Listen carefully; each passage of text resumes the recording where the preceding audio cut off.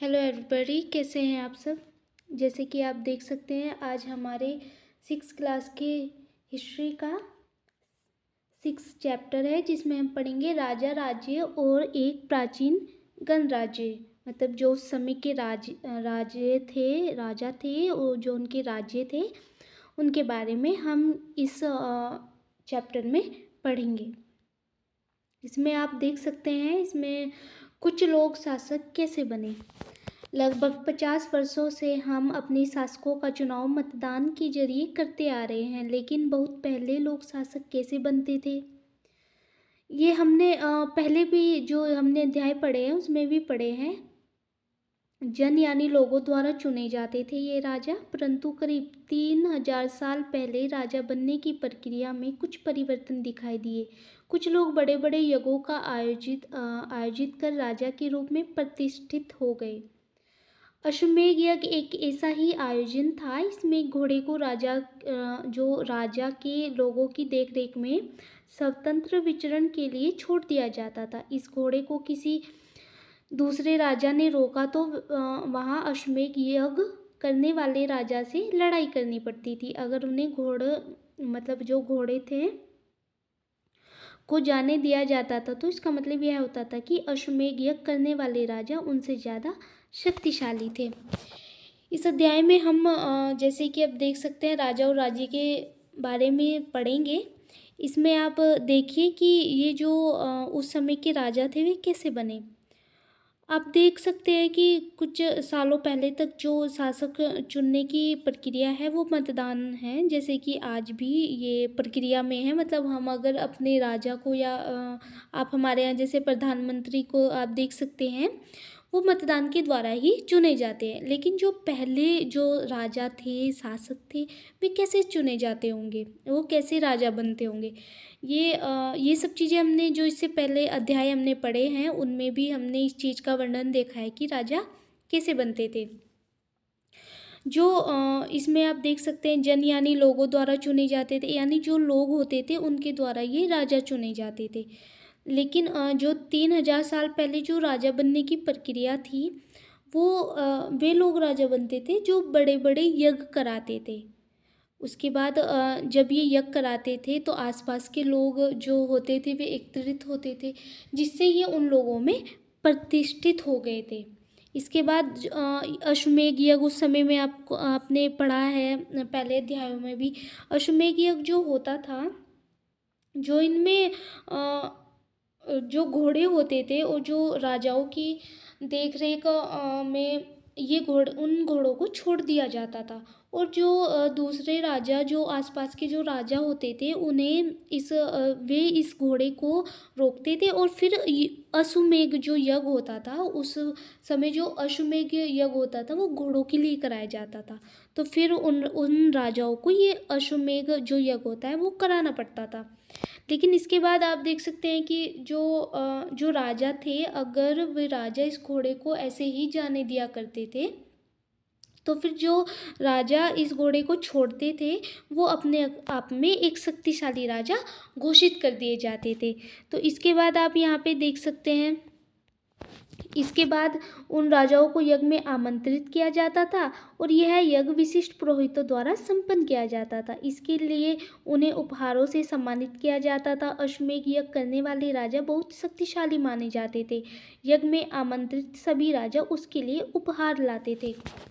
इसमें आप यहाँ पे देख सकते थे कि जो भी राजा उस समय मतलब शक्तिशाली मान लिए जाते थे, तो जो राजा शक्तिशाली होते थे उनके जो पुरोहित होते थे, उस समय एक पद भी होता था पुरोहित, जो यज्ञ, जैसे कि हमने इससे पहले अध्याय में भी पढ़ा है, जो यज्ञ कराते थे, बड़े बड़े यज्ञ कराते थे, तो उनके द्वारा जो उपहार होते थे उस समय जो उपहार के तौर में दिए जाते थे वो ज़्यादातर सोने की चीज़ें होती थी, या फिर चांदी का प्रयोग उस समय उपहार देने के लिए किया जाता था।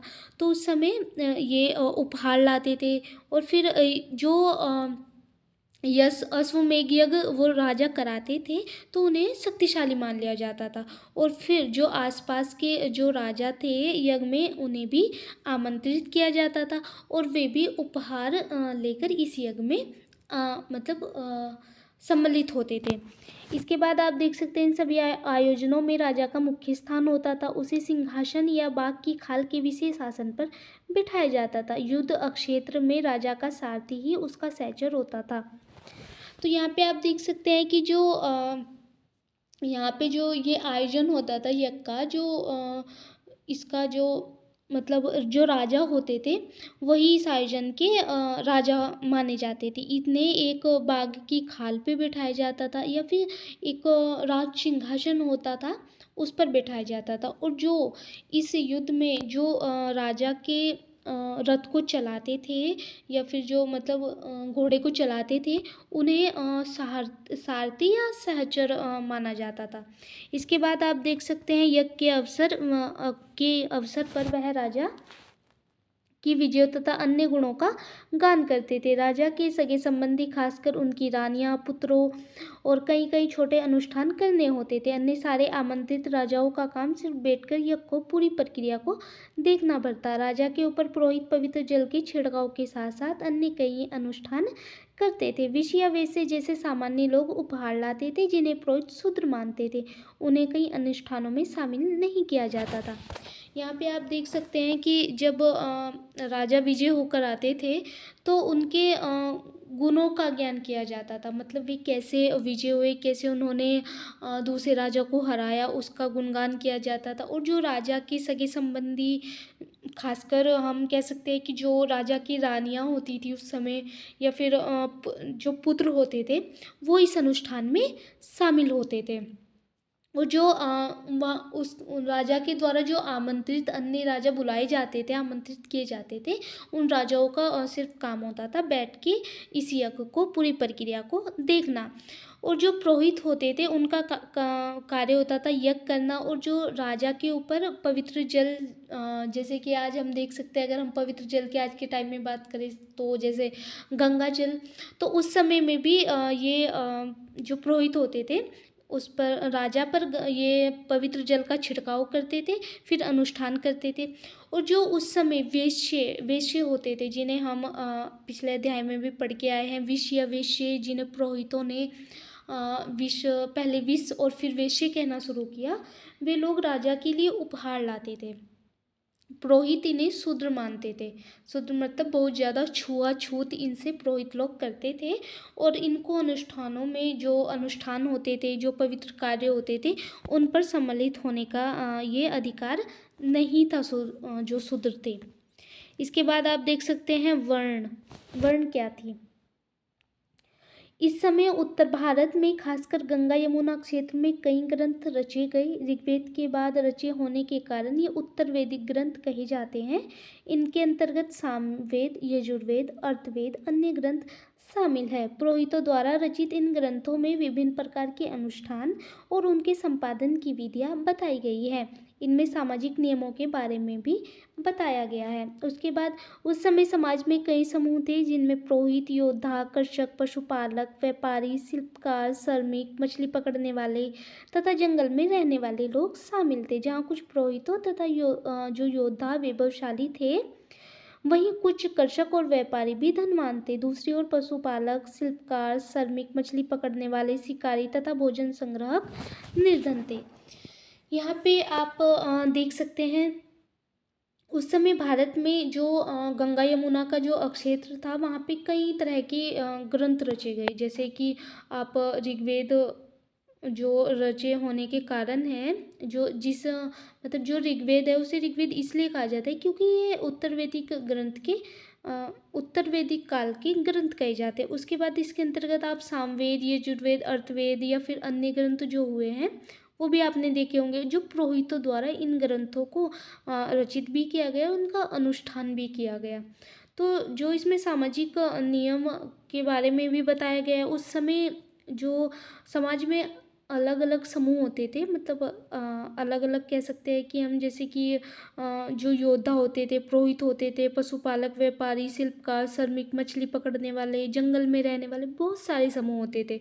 तो जो कुछ पुरोहित और योद्धा होते थे वे वैभवशाली होते थे। वैभवशाली कहने का मतलब है कि वे प्रतिष्ठित होते थे, धनवान भी हम कह सकते हैं।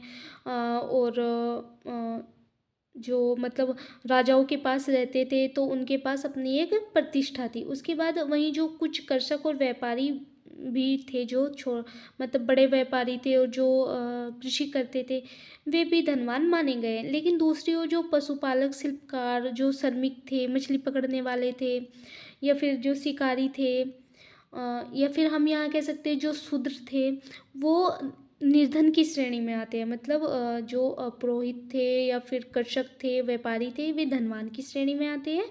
और जो छोटे पशुपालक, शिल्पकार, श्रमिक ये थे, ये निर्धन की श्रेणी में उस समय आते हैं। तो जो समाज के समूह हैं वो निर्धन और धनी, मतलब धनवान और निर्धन, दो भागों में विभाजित था। उसके बाद आप देख सकते हैं पुरोहितों ने लोगों को 4 वर्गों में विभाजित किया, जिन्हें वर्ण कहते हैं। उनके अनुसार प्रत्येक वर्ण के अलग अलग कार्य निर्धारित थे। पहला वर्ग ब्राह्मणों का था। उसका काम वेदों का अध्ययन और अध्यापन का और ज्ञान करना था, जिनके लिए उन्हें उपहार मिलता था। दूसरे स्थान शासकों का था, जिन्हें स्त्रिय कहा जाता था। उनका काम युद्ध करना और लोगों की रक्षा करना था। तीसरे स्थान पर विषय वेश्ये थे। इनमें कृषक, पशुपालक और व्यापारी आते थे। स्त्री जो अक्षत्रिय होते थे, वेश्ये, दोनों ही यज्ञ करने का अधिकार प्राप्त था। वर्णों में अंतिम स्थान शूद्रों का था। इनका काम अन्य तीनों वर्णों की सेवा करना था। इन्हें कोई अनुष्ठान करने का अधिकार नहीं था। प्राय औरतों को भी शूद्रों के समान माना गया है। महिलाओं तथा शूद्रों को वेदों के अध्ययन का अधिकार नहीं था। यहाँ पे जो ये 4 वर्ण विभाजित किए, वर्ग विभाजित किए, ये पुरोहितों ने किए हैं। जो पुरोहित थे उन्होंने इन वर्गों को 4 भागों में विभाजित किया, जिन्हें वर्ण कहते हैं। उसके अनुसार जो प्रत्येक वर्ण थे उनका अलग अलग कार्य था। जैसे कि जो ब्राह्मण थे वे वेद का अध्ययन करते थे, अध्यापन करते थे, यानी जो राजाओं के पुत्र थे, अध्यापन का मतलब होता है जो राजाओं के पुत्र थे उन्हें वेदों का ज्ञान देना। उसके बाद जब ये राजाओं के पुत्रों को ज्ञान देते थे तो उन्हें इसके बदले में उपहार भी मिलता था। उसकी बात है दूसरे स्थान पर शासकों का। दूसरा स्थान था शासकों था, जिन्हें स्त्रिय कहा जाता था। उनका काम था युद्ध करना और लोगों की रक्षा करना।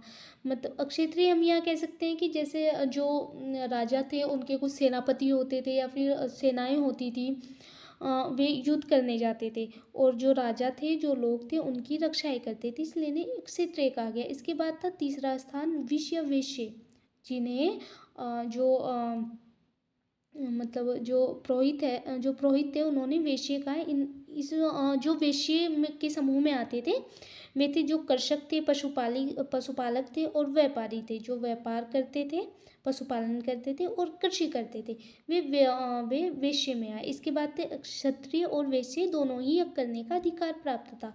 मतलब ये जो वेश्ये और क्षत्रिय थे, ये लोग जो यज्ञ होते थे, राजाओं के द्वारा यज्ञ कराए जाते थे, उनमें ये सम्मिलित हो सकते थे। और जो वर्णों में सबसे जो अंतिम स्थान था वो था शूद्रों का।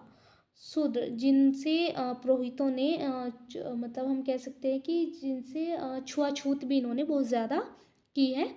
इनमें अन्य तीनों वर्णों की सेवा करना था। मतलब जो शूद्र थे ये तीनों वर्णों की सेवा करते थे, मतलब पुरोहितों की, जो राजा थे उनकी, और जो ये क्षत्रिय थे इनकी। ये जो शूद्र थे इन तीनों की सेवा करते थे। इनका कोई अनुष्ठान करने का अधिकार नहीं था। अनुष्ठान का मतलब है कि ये किसी भी यज्ञ में या फिर किसी भी धार्मिक कार्य में सम्मिलित नहीं होते थे। और जो औरतें थी उन्हें भी शूद्रों के समान ही माना गया है। मतलब पुरोहितों ने कहा है कि जो औरतें होती हैं वे भी शूद्रों के समान ही हैं, ये किसी भी वेद का अध्ययन नहीं कर सकती। उसके बाद आगे हम देख सकते हैं पुरोहितों के अनुसार वर्णों का निर्धारण जन्म के आधार पर होता था। उदाहरण के तौर पर ब्राह्मण माता पिता की संतान ब्राह्मण ही होती थी। बाद में कुछ लोगों को अछूत माना गया। अछूत वर्गों में कुछ शिल्पकार, शिकारी, भोजन संग्राहक शामिल थे। साथ ही इनमें वे लोग भी आते थे जो शवों को दफनाने या जलाने का काम करते थे। इन लोगों को संपर्क अपवित्र माना जाता था। कई लोगों ने ब्राह्मणों द्वारा बनाई गई इस वर्ण व्यवस्था को स्वीकार नहीं किया। कुछ राजा सभी को पुरोहितों से श्रेष्ठ मानते थे। कुछ लोग जन्म के आधार पर वर्ण निर्धारण सही नहीं मानते थे। इसके अतिरिक्त कुछ लोग व्यवसाय के आधार पर लोगों के जो भेदभाव था उसे उचित नहीं समझते थे। जबकि कुछ लोग चाहते थे कि अनुष्ठान संपन्न कराने का अधिकार सबका हो। कई लोगों ने छुआछूत की आलोचना की। इस उपमहाद्वीप के पूर्वोत्तर क्षेत्र जैसे कई इलाकों में सामाजिक आर्थिक असमानता बहुत कम थी। वहाँ पुरोहितों का प्रभाव भी बहुत सीमित था। तो यहाँ पे हम देख सकते हैं जो पुरोहित थे उन्होंने जो वर्ण है वो जन्म के आधार पर भी मतलब निर्धारण किया। इन वर्णों का निर्धारण जो इन्होंने किया वो जन्म के आधार पर भी किया। जैसे कि कह सकते हैं कि जो ब्राह्मण थे वो जो उनकी माता पिता की संतान होती थी, मतलब जो ब्राह्मण की संतान होती थी वो ब्राह्मण ही होती थी। लेकिन कुछ लोगों को इन्होंने अछूत भी माना है। जैसे कि जो शिल्पकार होते थे, शिकारी होते थे, शूद्र होते थे, भोजन संग्राहक जो होते थे, पुरोहितों ने इन लोगों को अछूत माना है। साथ ही इनमें भी लोग भी थे जो शवों को दफनाने या जलाने का काम करते थे। तो जो ये पुरोहित थे वे इन लोगों को अपवित्र मानते थे कि ये लोग किसी भी अनुष्ठान में शामिल नहीं हो सकते। लेकिन जो कई लोग ब्राह्मणों द्वारा जो बनाई गई थी ये जो वर्ण व्यवस्था थी इसे नहीं मानते थे। इन्होंने इसे मानने से इनकार कर दिया था। और कुछ राजा भी इसमें आते हैं जिन्होंने पुरोहितों की जो ये वर्ण व्यवस्था थी इसे मानने से इनकार कर दिया था। इसके बाद कुछ ये लोग थे जो पुरोहित थे इन्होंने व्यवसाय के आधार पर भी भेदभाव किया है। जैसे कि कुछ जो लोग थे जैसे शिल्पकार हम कह सकते हैं, शिल्पकार थे, शिकारी थे, वो भी इन्होंने और जो भोजन का संग्रह करते थे वो भी इन्होंने मतलब भेदभाव की श्रेणी में रखे। इनसे भी ये लोग भेदभाव करते थे और भेदभाव के आधार पर ही इन्होंने वर्णों को बांटा है। इसके बाद जो कुछ लोग ऐसे भी थे जो छुआछूत की आलोचना करते थे, मतलब छुआछूत को नहीं मानते थे। ये लोग कहते थे कि सबका अधिकार होना चाहिए कि अनुष्ठान में शामिल हो, सभी यज्ञों में शामिल हो, ये सबका अधिकार है। इसके बाद जो पूर्वोत्तर के हमारे क्षेत्र है इनमें सामाजिक आर्थिक जो असमानता थी वो बहुत कम थी। मतलब यहाँ पे जो पूर्वोत्तर का क्षेत्र है ये लोग इस असमानता मतलब इस वर्ण व्यवस्था को नहीं मानते थे। तो यही जो ये पूर्वोत्तर के क्षेत्र है यहीं पे जो पुरोहितों का प्रभाव है यहाँ पे इतना ज़्यादा देखने को हमें नहीं मिलता है। उसके बाद आप देख सकते हैं जनपद। जनपद महायज्ञों को करने वाले राजा अब जन के राजा न होकर जनपदों के राजा माने जाने लगे। जनपद का शाब्दिक अर्थ जन के बसने की जगह होता है। यहाँ पे आप जो महायज्ञ जो करने वाले राजा थे वे अब जन के राजा न होकर जनपदों के राजा हो गए। मतलब यहाँ हम कह सकते हैं कि जो ये राजा थे वो लोगों पर राज करते थे, लेकिन धीरे धीरे ही एक जनपद के मतलब एक क्षेत्र के राजा हो गए। तो ये जो जनपद जो ये जन शब्द आया है और जो ये जनपद का जो शाब्दिक अर्थ है वो जन के बसने की जगह है। मतलब हम यहाँ कह सकते हैं जहाँ पर लोग रहते हो, लंबे समय से ये लोग बस गए हो यहाँ पे। इसके बाद आप देख सकते हैं ये आप चित्र देख पा रहे हैं यहाँ पे ये इस तरह के पात्रों में ज़्यादातर थालियाँ और कटोरियाँ हमें मिली है। यह पात्र बहुत ही पतली सतह के सुंदर और चिकने होते थे। शायद इनका प्रयोग खास मौक़ों पर महत्वपूर्ण लोगों को भोजन परोसने के लिए किया जाता था। ये जो पात्र आप देख सकते हैं ये कटोरी और थालियों के रूप में हमें मिले जिनकी सतह बहुत चमकीली और बहुत ही सुंदर ये पात्र होते थे जिनका उपयोग इन्हें देखकर पता लगता है कि कुछ खास मौके मतलब शायद शादी विवाह या फिर महायज्ञ होते थे और मतलब बहुत सारे अनुष्ठान होते थे उन पर खाना परोसने के लिए शायद इनका प्रयोग किया जाता होगा। इसके बाद आप देख सकते हैं जो पुरातत्वविद है इन जनपदों की कई बस्तियों की खुदाई की है। दिल्ली में पुराना किला, उत्तर प्रदेश में मेरठ के पास हस्तिनापुर और एटा के पास अंतरजी खेड़ा इनके प्रमुख है। खुदाई से पता चला है कि लोग झोपड़ियों में रहते थे और मवेशियों तथा अन्य जानवरों को पालते थे। वे चावल, गेहूँ, धान, जौ, गन्ना, तिल, सरसों आदि की फसल उगाते थे। यहाँ पे आप देख सकते हैं कि जो हमारे पुरातत्वविद है उन्होंने कई बस्तियों की खुदाई की जो उस समय के जनपद हुआ करते थे। जैसे दिल्ली का पुराना किला, उत्तर प्रदेश में मेरठ, हस्तिनापुर और एटा के पास अंतरजी खेड़ा इनके प्रमुख स्थल है, जहाँ पर खुदाई से हमें प्राप्त जो साक्ष्य मिले हैं उन पे हम देख सकते हैं कि जो झोपड़ियाँ ये लोग जो मतलब ये जो छोटे लोग थे, जो जनपद में रहने वाले लोग थे, वे झोपड़ियों में रहते थे और ये इनमें मवेशी भी थे, अन्य ये मवेशियों को पालते थे, जानवरों को पालते थे और ये जो गेहूँ, जौ, दालें, गन्ना, तिल और सरसों की खेती भी किया करते थे।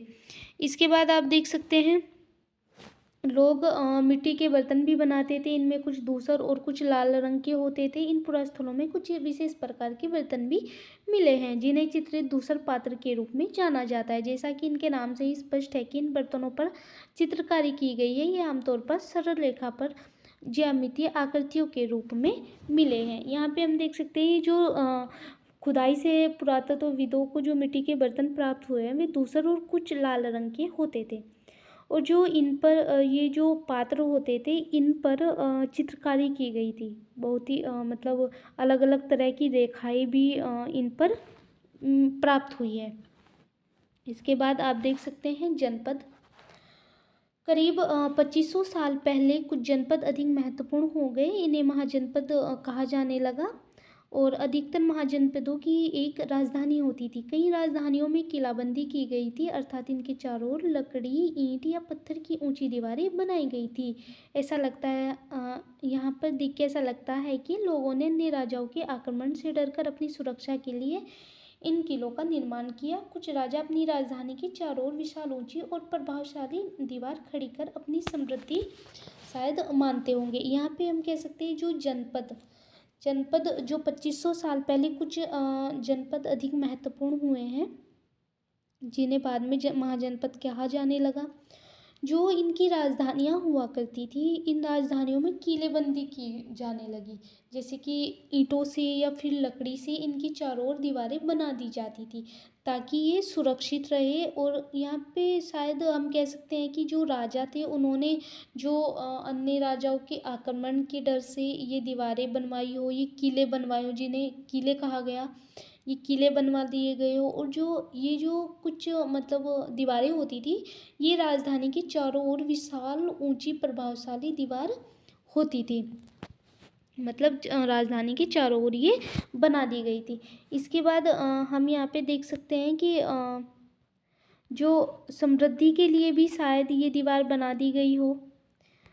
इसके बाद और शक्ति का प्रदर्शन भी करते थे। इस तरह के किले के अंदर रहने वाले लोगों और उस क्षेत्र पर नियंत्रण रखना भी सरल हो जाता होगा। इस तरह की विशाल दीवारें बनाने के लिए व्यापक योजना की आवश्यकता थी और लाखों की संख्या में ईंटों तथा पत्थरों का इंतजाम करना पड़ता था। हजारों स्त्री, पुरुषों, बच्चों ने इसके लिए अथक परिश्रम किया होगा। इनके लिए संसाधनों की आवश्यकता भी पड़ती होगी। अब राजा सेना रखने लगे थे, सिपाहियों को नियमित वेतन देकर पूरे साल रखा जाता था और कुछ भुगतान संभवतः आहत सिक्कों के रूप में, या फिर इन सिक्कों मतलब जो हम यहाँ पे कह सकते हैं कि जो कुछ राजा थे वो अपनी समृद्धि या शक्ति को दिखाने के लिए किलों के चारों ओर दीवार कराते होंगे, या फिर हम कह सकते हैं कि जो किले के अंदर रहने वाले लोग थे उन पर नियंत्रण आसानी से रखा जाए, उसके लिए भी शायद किले बनवाते होंगे। इस तरह की जो विशाल दीवारें होती थी, इनको एक योजनाओं की आवश्यकता भी पड़ती होगी। मतलब कोई भी अगर हम आज के टाइम में भी कोई घर बनाएंगे, कोई चीज़ मतलब कोई भी कुछ भी चीज़ बनाएंगे, तो उसके लिए भी योजना की ज़रूरत पड़ती है। तो तब भी इतनी बड़ी, इतनी विशाल दीवार बनाने के लिए योजना की ज़रूरत पड़ती होगी और लाखों की संख्या में ईंट, पत्थर का भी मतलब उपयोग होता था दीवार बनाने में, तो उसका भी इंतजाम करना पड़ता होगा। और जो हजारों स्त्री पुरुष होते थे, बच्चे भी इसमें कार्य करते होंगे, इनके लिए संसाधनों की आवश्यकता भी पड़ती होगी। और जो उस समय के राजा सेना रखते थे, सिपाही रखते थे, उनके वेतन के रूप में मतलब जो ये वेतन देने लगे थे उस समय, तो ये सिक्कों का प्रयोग करते होंगे।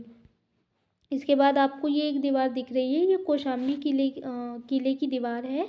यह चित्र आधुनिक उत्तर प्रदेश के इलाहाबाद से हमें मिला है, जो ईंट की दीवार के अवशेष है। इसके जो एक भाग का निर्माण है वो 2500 साल पहले हुआ था। मतलब ये जो दीवार है ये इलाहाबाद के पास से मिली है और इसका ये निर्माण 2500 साल पहले माना गया है। इसके बाद आप देख सकते हैं कर। कर क्या होता था? महाजनपदों के राजा विशाल किले बनवाते थे और बड़ी सेना रखते थे। इसके लिए उन्हें प्रचुर संसाधनों की आवश्यकता होती थी। इसके लिए उन्हें कर्मचारियों की भी आवश्यकता होती थी। अतः महाजनपदों के राजा लोगों द्वारा समय समय पर लाए गए उपहारों पर निर्भर न रहकर अपने नियमित रूप से कर वसूलने लगे। यहाँ पे हम कर के बारे में पढ़ेंगे, जैसे कि जो महाजनपद के राजा थे वो किले बनवाते थे, सेनाएं रखते थे, तो उन्हें मतलब संसाधन की ज़रूरत होती थी सेना को रखने के लिए। सेना के प्रयोग के लिए संसाधनों की आवश्यकता होती थी, कर्मचारियों की भी आवश्यकता होती थी। तो यहाँ पे कह सकते हैं कि जो महाजनपद के राजा जो लोग थे उनके समय समय पर उपहारों पर तो निर्भर नहीं रह सकते थे, तो इसलिए उन्होंने जो लोग लोग थे, मतलब महाजनपद के जो लोग थे, उनसे कर वसूलना शुरू कर दिया था। इसके बाद जैसे कि फसलों पर लगाए गए कर सबसे महत्वपूर्ण थे, क्योंकि अधिकांश लोग कृषक ही थे। प्राय उपज का एक एक 6वां हिस्सा कर के रूप में निर्धारित किया जाता था, जिसे भाग कहा जाता था।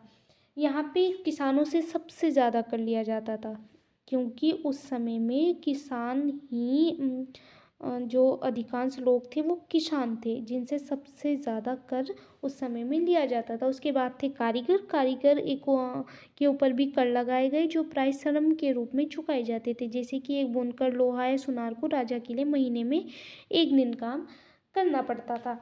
इसके बाद थे पशुपालक। पशुपालकों को जानवरों या उनके उत्पादक के रूप में भी कार्य करना पड़ता था, कर देना पड़ता था। इसके बाद व्यापारियों को सामान खरीदने बेचने पर भी कर देना पड़ता था। इसके बाद थे आखेटक या संग्राहक, जो जंगल से प्राप्त वस्तुएं देनी होती थी। यहाँ पे अलग अलग लोगों पर उनके कार्यों के अनुसार कर लगाया गया। जैसे कि जो कृषक थे उन पर भी कर लगाया गया उनके फसल के अनुसार। उसके बाद जो कारीगर थे उन्हें श्रम के रूप में, जैसे बुनकर, लोहार थे, सुनार थे, उन्हें राजा के यहाँ महीने में 1 दिन काम करना पड़ता था, तो वो इनके कर मतलब कर हो जाया करता था। इसके बाद थे जो पशुपालक।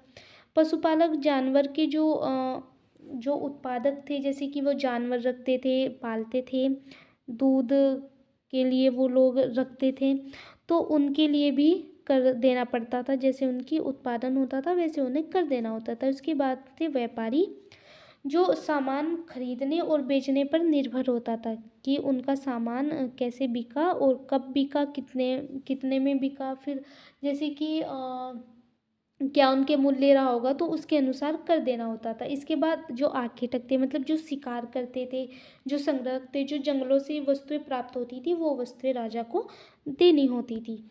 इसके बाद आप देख सकते हैं कृषि में परिवर्तन। उस समय कृषि में क्या परिवर्तन आए? इस युग में कृषि के क्षेत्र में 2 बड़े परिवर्तन आए। हाल के फाल अब लोहे के बनने लगे। अब कठोर जमीन को लकड़ी के फाल की तुलना में लोहे के फाल से आसानी से जोता जा सकता था। इससे फसलों की उपज बढ़ गई। दूसरे लोगों ने धान के पौधों का रोपण शुरू किया, अर्थात खेतों में बीज छिड़ककर जो उपजाने के बजाय धान के पौधे तैयार कर उनका रोपण शुरू किया गया। अब पहले की तुलना में बहुत ज़्यादा पौधे जीवित रह जाते थे, इसलिए पैदावार भी ज़्यादा होने लगी। इसमें कमरतोड़ परिश्रम लगता था। ये काम ज़्यादातर दास दासी तथा भूमिहीन खेतिहर मजदूर काम करते थे। यहाँ पे हम देख सकते हैं कि जो ये मतलब उस समय में कृषि में 2 बड़े परिवर्तन आए थे। जैसे कि जो उस समय के हल थे वो लकड़ी के थे, तो लकड़ी की हल से इतनी अच्छी खेती नहीं होती थी, खोद भी नहीं पाते थे उस समय। तो ये हल थे, ये लोहे के बनाने उस समय शुरू हो गए थे। मतलब ये जो हल थे उनमें लोहे का उपयोग होना शुरू हो गया था, जिससे जो फसल थी उनकी उपज बढ़नी शुरू हो गई थी। और जो धान की खेती थी वो रोपण शुरू हो गया था। रोपण मतलब पहले बीज बोते थे और फिर जैसे ही वो थोड़ा बड़ी होती थी उसे मतलब खोद कर उसे हाथों से उखाड़ कर अन्य जगह लगा दिया जाता था, तो इससे धान की खेती बहुत अच्छी हो जाती थी। इसके बाद जो मतलब पैदावार थी वो बहुत ज़्यादा अच्छी होने लगी, क्योंकि इसमें जो दास और दासी थे, भूमिहीन, जिनके पास भूमि नहीं थी, वो इन मतलब जो मज़दूर थे वो इन खेती में कार्य करने लगे थे। इसके बाद था कि मतलब जो उस समय के राजा थे, मतलब वो जो मगध का क्षेत्र था, है ना, उस समय जो मगध का क्षेत्र था वो शक्तिशाली माना जाता था। लगभग 200 साल के भीतर मगध सबसे महत्वपूर्ण जनपद बन गया था। गंगा और सोन जैसी नदियां मगध से होकर बहती थी। यातायात, जल वितरण, जमीन को उपजाऊ बनाने के लिए बहुत महत्वपूर्ण थी। मगध का एक हिस्सा जंगलों से भरा था। इन जंगलों में रहने वाले हाथियों को पकड़ कर और उन्हें प्रशिक्षित कर सेना के काम में लगाया जाता था। यही नहीं, जंगलों से घर, गाड़ियाँ तथा रथ बनाने के लिए लकड़ी मिलती थी। इसके अलावा इस क्षेत्र में लौह अयस्क की खदानें थी, मजबूत औजार और हथियार बनाने के लिए बहुत उपयोगी थे। जैसे कि हमने इससे पहले अध्यायों में भी पढ़ा है कि मगध बहुत ही ज़्यादा शक्तिशाली राज्य था। लगभग 200 साल पहले यह जनपद बहुत ही महत्वपूर्ण था। जो गंगा और सोन जैसी नदियाँ थी वो मगध से ही होकर बहती थी। यहाँ पे यातायात, जल वितरण और जमीन उपजाऊ के लिए बहुत ही यह महत्वपूर्ण स्थान था। मगध का एक हिस्सा जंगल से भरा था। मतलब जंगल से हम कह सकते हैं कि जो उस जंगल में जानवर होते थे, जैसे हाथी होते थे, उन्हें पकड़कर प्रशिक्षित किया जाता था और फिर उन्हें सेना के काम में लगाया जाता था। जंगलों से जो लकड़ियाँ प्राप्त होती थी वो घर और गाड़ियों की रथ बनाने में प्रयोग में की जाती थी। उसके अलावा इस क्षेत्र में लौह अयस्क की बहुत ज़्यादा खदानें थी। जो मजबूत औजार और हथियार बनाए जाते थे वो इसी लोहे के अयस्क, मतलब लोहे की खदान से लोहे को प्राप्त कर बनाए जाते थे। इसलिए मगध को एक शक्तिशाली राज्य जनपद माना गया। इसके बाद मगध में दो बहुत ही शक्तिशाली शासक बिंबिसार तथा अजातशत्रु हुए। अन्य जनपदों को जीतने के लिए हर संभव साधन अपनाते थे। महाजनपद और महत्वपूर्ण शासक थे। उन्होंने अपने नियंत्रण का क्षेत्र उस महाद्वीप के उत्तर पश्चिम भाग तक फैला लिया था। बिहार में राजगृह, आधुनिक राजगीर, कई सालों तक मगध की राजधानी बनी रही। बाद में पाटलिपुत्र, जो आज का पटना है, को राजधानी बनाया गया। 2300 साल से भी पहले की बात है। मैसेडोनिया का राजा सिकंदर विश्व विजय मतलब करना चाहता था। पूरी तरह सफल न होने पर भी वह मिस्र और पश्चिम एशिया के कुछ राज्यों को जीतता हुआ भारतीय उपमहाद्वीप में व्यास नदी के किनारे तक पहुंच गया। जब उसने मगध की ओर कूच करना चाहा तो उसके सिपाहियों ने इनकार कर दिया। वे इस बात से भयभीत थे कि भारत के शासकों के पास पैदल रथ और हाथियों की बहुत बड़ी सेना थी। यहाँ पे हम मगध के शक्तिशाली होने का साक्ष्य देख सकते हैं। जो उसके शासक थे बिंबिसार और अजातशत्रु। अजातशत्रु बहुत ही शक्तिशाली राजा रहे हैं, जो जनपद को जीतने के लिए हर संभव साधन अपनाते थे। जो महाजनपद था, महत्वपूर्ण शासक थे। और जो इनके क्षेत्र में जो मतलब इनके नियंत्रण में जो क्षेत्र थे वो थे उत्तर महाद्वीप के उत्तर पश्चिमी भाग तक इनका नियंत्रण था। बिहार में राजगृह, जो आधुनिक राजगीर है, कई सालों तक मगध की राजधानी रहा है। लेकिन बाद में पाटलिपुत्र, जो आज का पटना है, इन्होंने अपनी राजधानी बनाया। इसके बाद 2300 साल पहले तो 2300 साल पहले की बात है। जो मैसेडोनिया एक देश है, वहाँ के जो राजा थे सिकंदर, वो विश्व विजय करते हुए आ रहे थे, मतलब विश्व विजय करना चाहते थे। जो पूरी तरह सफल होने पर भी वह मिस्र और पश्चिम एशिया के कुछ राज्यों को जीतते हुए भारतीय उपमहाद्वीप में, जो हमारी व्यास नदी है, उससे उसके किनारे पर पहुँच गए।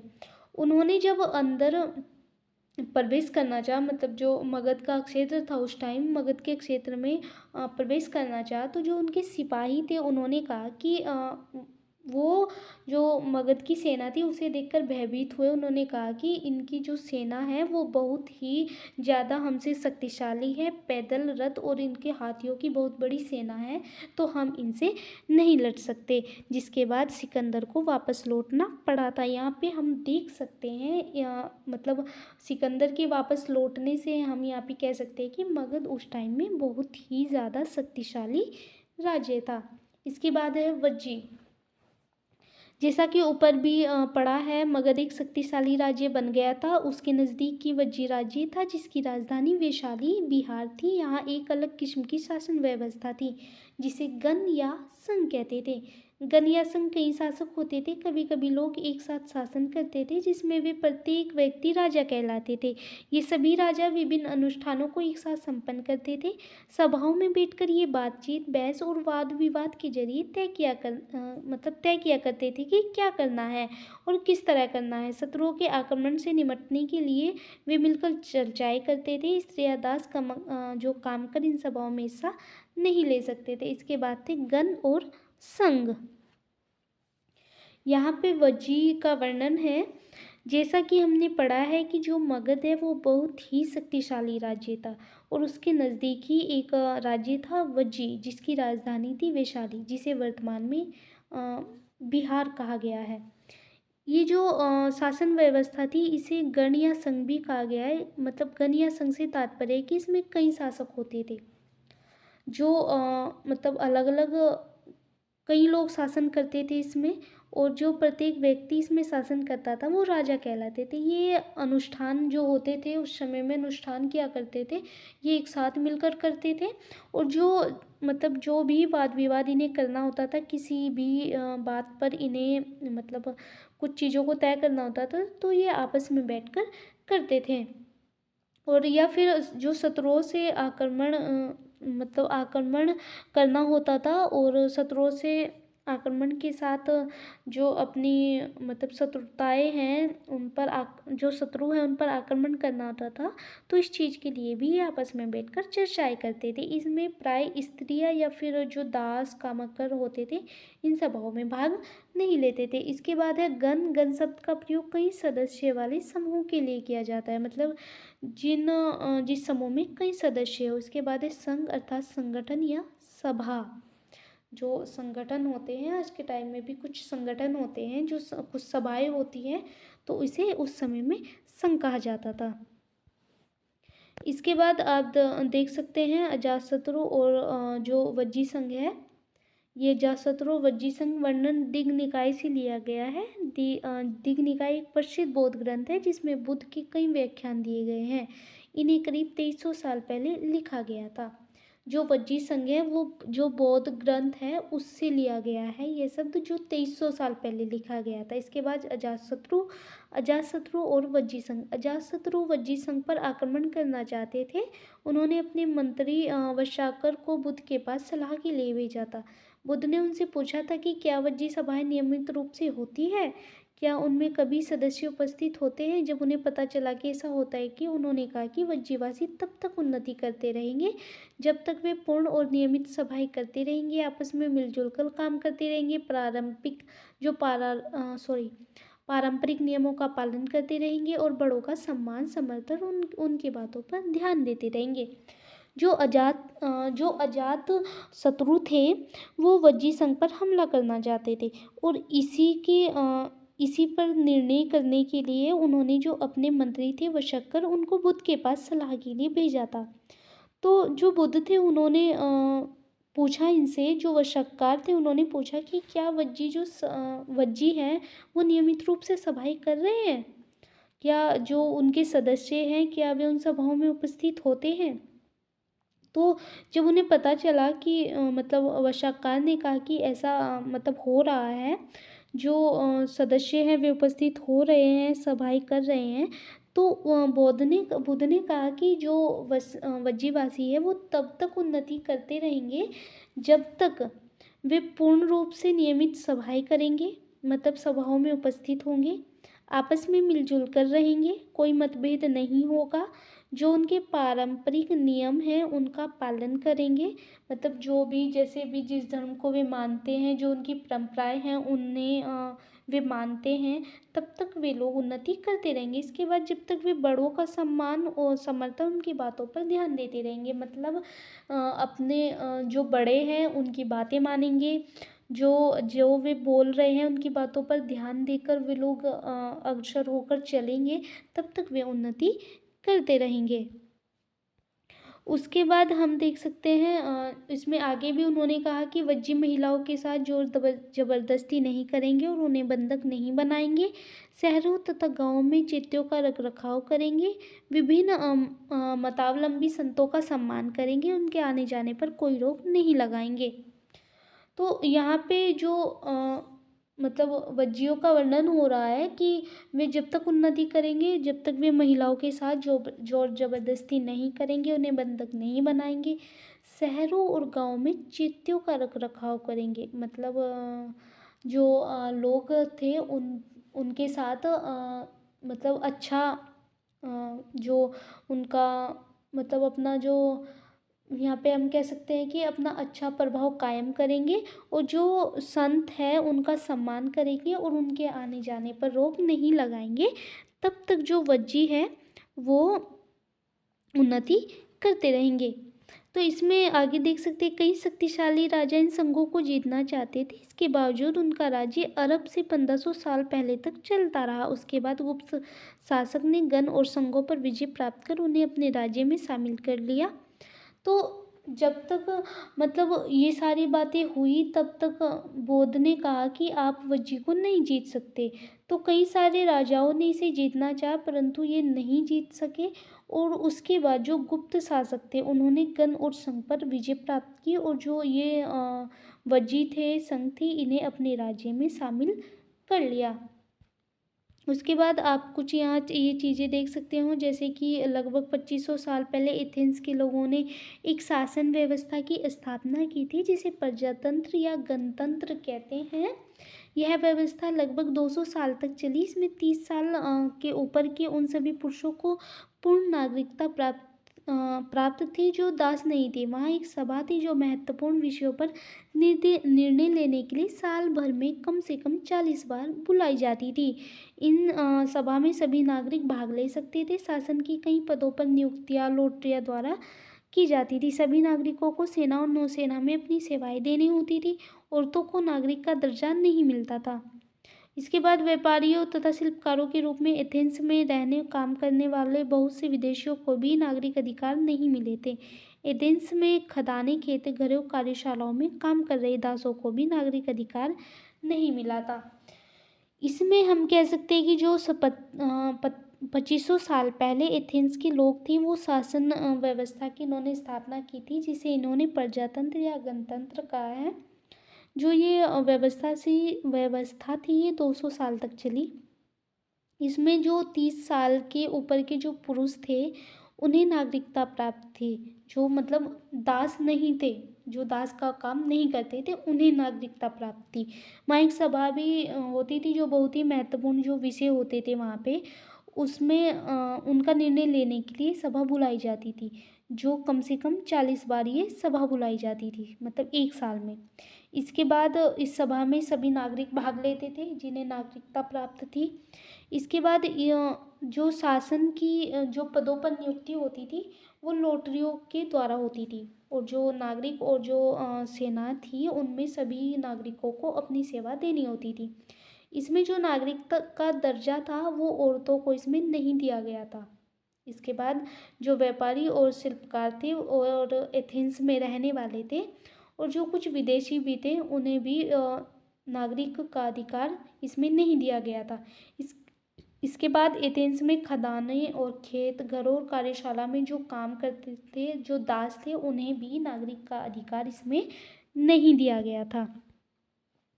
तो इसमें आप देख सकते हैं कि ये हमने मतलब अध्याय में हमने कुछ उपयोगी शब्द पढ़े हैं जैसे राजा, अश्वमेध, वर्ण, जनपद, महाजनपद, किलेबंदी, सेना, कर, पौधरोपण, गण अथवा संघ और प्रजातंत्र। तो इसमें कुछ हमने शब्द पढ़े हैं। उम्मीद है कि आपको समझ आए होंगे कि राजा का क्या कार्य था, अश्वमेध क्या थे, वर्ण, जनपद, महाजनपद ये क्या थे, इनकी क्या कार्य थे, किलेबंदी क्या थी, सेनाओं का क्या कार्य था, कर क्या था, पौधरोपण कैसे हुआ, गण अथवा संघ क्या थे और प्रजातंत्र क्या थे। इसके बाद इसमें कुछ तिथियां भी दी गई हैं, कुछ महत्वपूर्ण तिथियां। ये जो नए शासक है ये 3000 साल पहले जो महाजनपद था, ये 3000 साल पहले सिकंदर का आक्रमण जो हुआ था वो 2300 साल पहले, और गण या संघ राज्यों का जो अंत था वो 1500 साल पहले हुआ था। तो उम्मीद है कि आपको ये जो अध्याय है हमने पढ़ा है राजाओं के बारे में, उनके राज्यों के बारे में, महाजनपद के बारे में, ये आपको समझ आया होगा, आपने अच्छे से इसे पढ़ा होगा। Thank you.